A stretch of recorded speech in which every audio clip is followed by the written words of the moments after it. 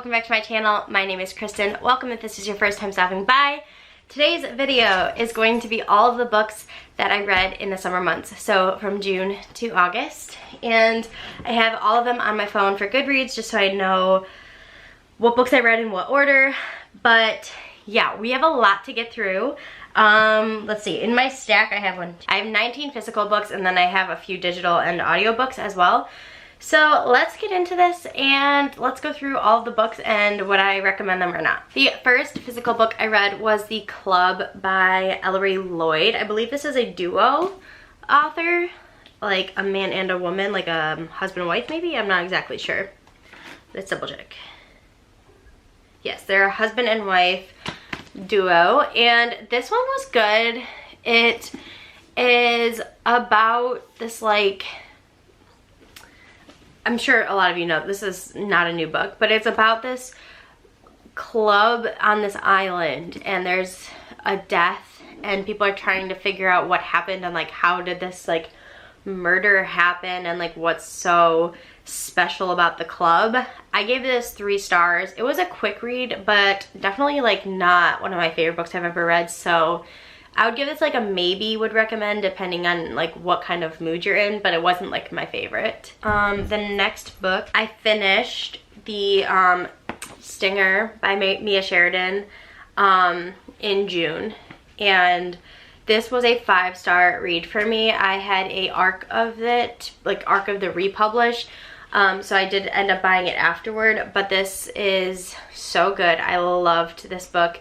It's about a girl or a woman who's like a lawyer or training in school. No, she is a lawyer, and then she meets this guy who is a male adult entertainer, and sparks fly, but there's so much more depth and truth and deep resounding stories to follow in here.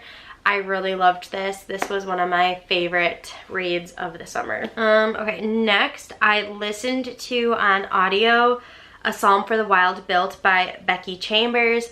I gave this 4 stars. It is a very short, I would almost call them novellas. I don't know if they're considered novellas, but it's about a monk and a robot and meeting and kind of traveling the lands together and exploring what it means to be human and not human, and I really liked it. It's very poignant.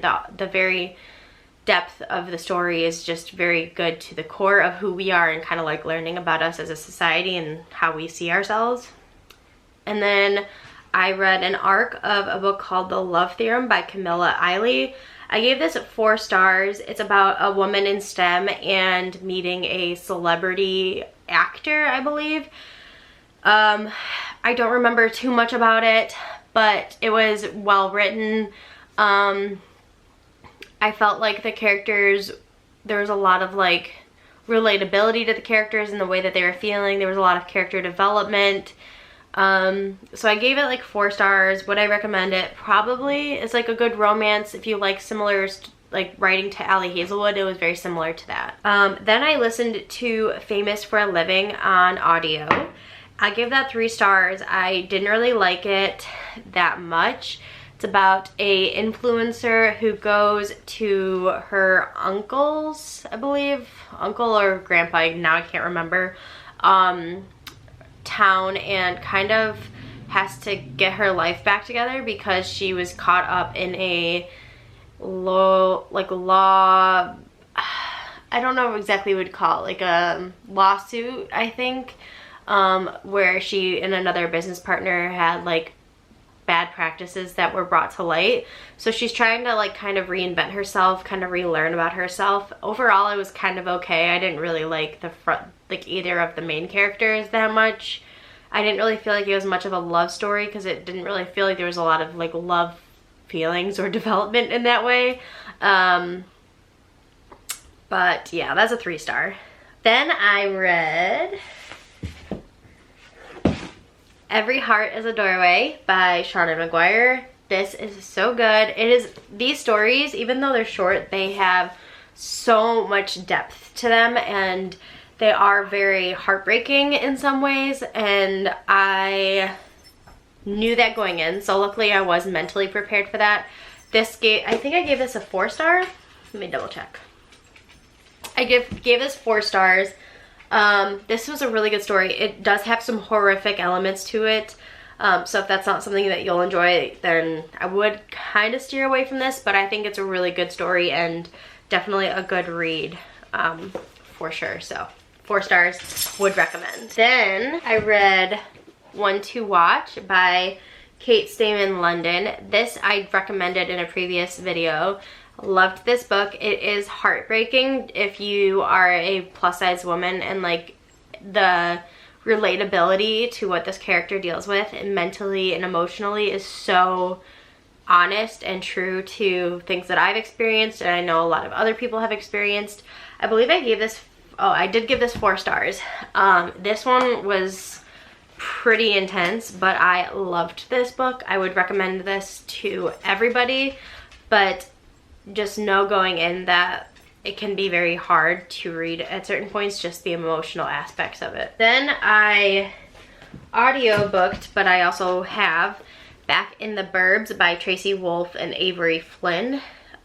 This book was pretty good, actually. I gave this 4 stars. It's pretty much about a woman who is going through a divorce. She inherits a house, and as she is living in this new house, in this new neighborhood, she comes across this guy, and they obviously have a little bit of an enemies to lovers, like little bit of, not enemies necessarily, but like definitely there's like some tension in the beginning, but obviously it's a love story. They're gonna fall in love. But it's, I would almost classify this more as women's fiction with romance, but it was really good, and I gave this 4 stars, so would recommend. Next, I read Grayson's Vow by Mia Sheridan and loved this. This was also a 5-star read. This is a Marriage of Convenience. It was my first ever Marriage of Convenience that I've ever read before. I think that the characters are unlikable and likable at the same time, but it's not like, out of the two, like between this one and Stinger, I would prefer Stinger over this one, but this one is still really good, and her writing just gets me every time, so highly recommend. I gave this 5 stars. Okay, moving on, I read my first ever Abby Jimenez. I read The Friend Zone. I read this on the beach. The writing is so quick, such an easy read. This was a 4-star read for me.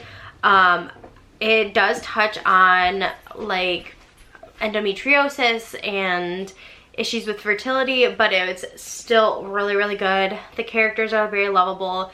There's a lot of heart. There's a lot of heartbreak in this. A pretty staggering moment happens towards the end, so just be forewarned, but overall really, really good. And I gave that a 4 star if I didn't mention that already. Then we move on to my next 5-star read, was Hello Stranger by Catherine Center. Absolutely loved this, loved the writing, loved everything about it. I know some people have like mixed opinions on this. I know Destiny Sidwell said that she thinks that the character is like delusional. I don't know, everything about this I loved. I ate this up. I really truly love how the character development was and the storyline and everything about this. There's a twist, loved the twist. So this was a 5-star read for me. Absolutely would recommend. Okay, next. I read a big one. I finally read A Court of Thorns and Roses. I did rate this 4 stars. This is a very good book. For fantasy, it is relatively easy to digest. It did take me a little while to get into it. I love Beauty and the Beast, so like the Beauty and the Beast elements of this book were really good. I know I have to read the rest to really give like a full opinion on the series, but I gave this 4 stars, and I'm not going to talk about it too much more. Okay, then I did an audiobook, but also have a physical copy of the Rom-Com Agenda. I gave this 3 stars. I did not enjoy this like at all. I felt like the first half of the book was all that was needed, and then like the second half of the book was just like, why is this here? Yeah, I would not recommend. It wasn't bad, it just was not, it's just not not my type. Anyway, moving on, I had an author gift me Loves a Beach by Nicole Cronin-Ashong.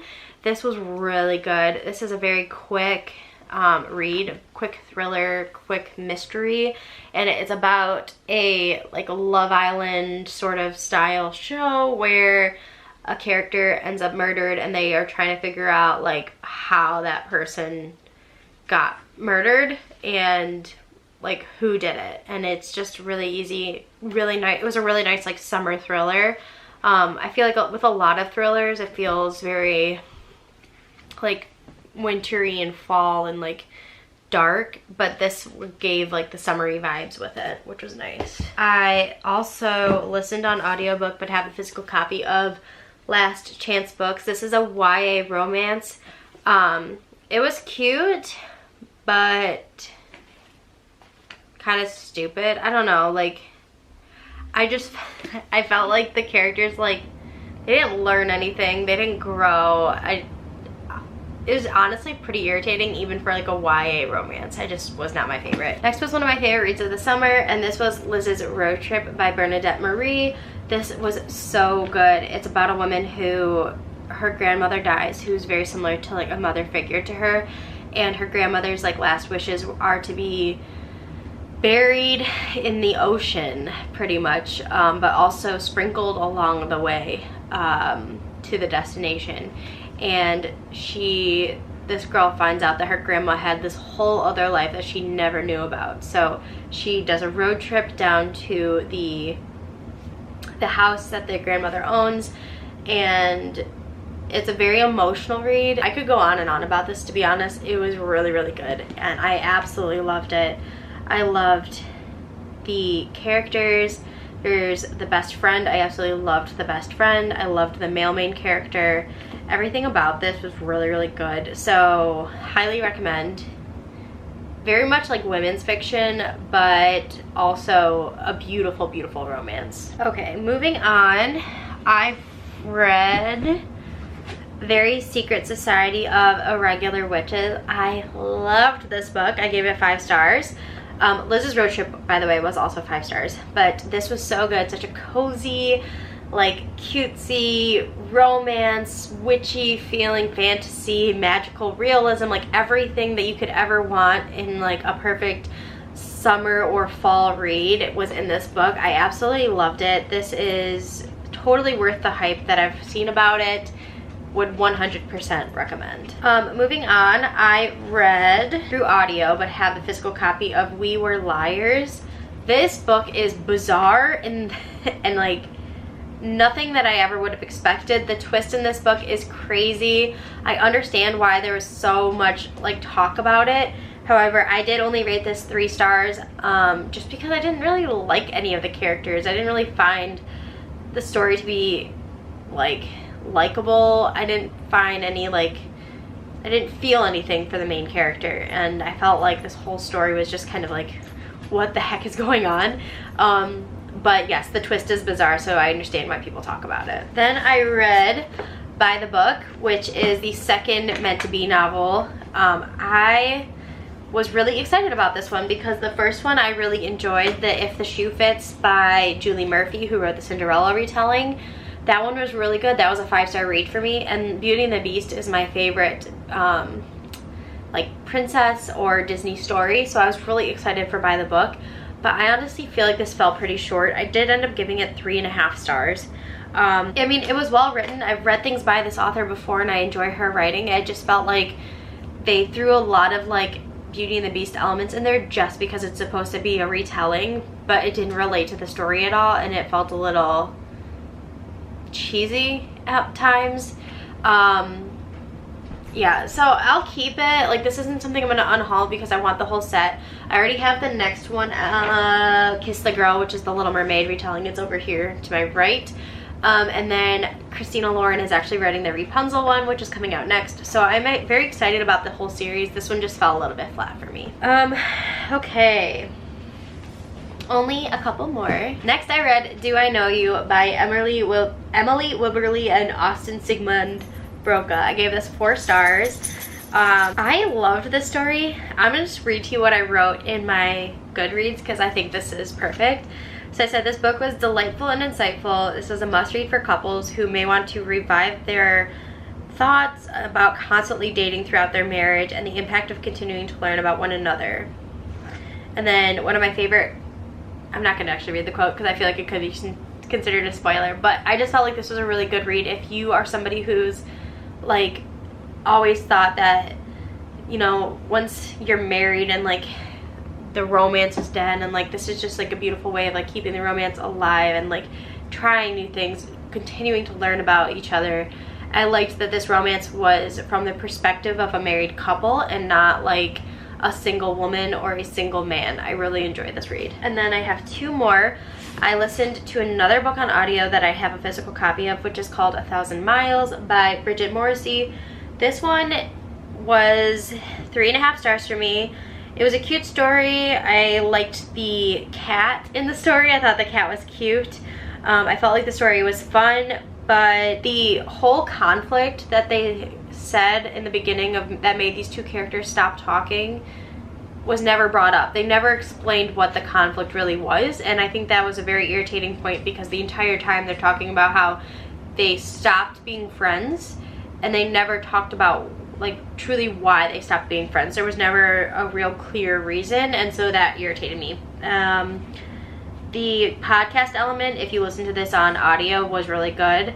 It was pretty much full cast, so I did really enjoy that, but this ended up being like a 3-star read for me. And last but certainly not least, my last summer read was the Thursday Murder Club. Loved this book. I did end up giving this 5 stars. I knew going in I was probably going to give it 5 stars because it's another cozy murder mystery. I thought the humor was spot on. I loved the characters. I loved everything about this. There is a lot of hard things to get through. Just look up the trigger warnings when you're going into this book because there are some things that could be considered triggering for others. But overall, I thought this was a really good read. I really loved it, and I can't wait to continue the series, so I would highly, highly recommend. Okay, so that is my entire summer recap. I hope you guys enjoyed this. There are quite a few of these books I'm probably going to end up unhauling, but I've been waiting to share and show them to you. I had a pretty good summer with reading. I didn't read nearly as much as I wanted to, but still really happy, and I did get a couple of 5-star reads out of it, so can't complain too much. In the comments down below, let me know, how was your summer reading? What was your favorite book that you read this summer? I'd love to hear it, and if you recommend any reads for me. But thank you guys so much for watching, and I will see you in the next one. Bye!